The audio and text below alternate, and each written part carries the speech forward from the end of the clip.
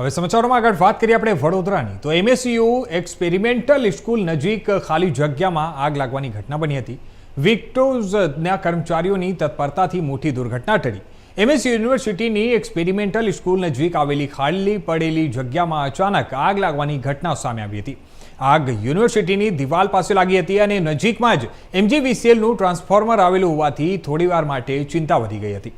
આગ લાગ્યા બાદ બાજુમાં આવેલી વિટકોસના કર્મચારીઓએ તાત્કાલિક પાણીનો ફુવારો મારી આગને કાબૂમાં લીધો હતો। સમયસર કરવામાં આવેલા પ્રયાસોના કારણે મોટી દુર્ઘટના ટળી હોવાનું જાણવામાં આવી રહ્યું છે। ત્યારે ઉલ્લેખનીય છે કે ઘટના સ્થળની બાજુમાં જ એક્સપેરિમેન્ટલ સ્કૂલ આવેલી છે અને તે સમયે સ્કૂલના ગાર્ડનમાં નાના વિદ્યાર્થીઓ રમી રહ્યા હતા અને જો આગ ટ્રાન્સફોર્મર સુધી પહોંચી હોત તો મોટી દુર્ઘટના સર્જાઈ શકતી હતી।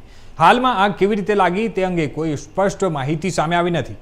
જો કે સમયસર લેવાયેલા પગલાંના કારણે સંભવિત મોટી ઘટના ટળી હતી।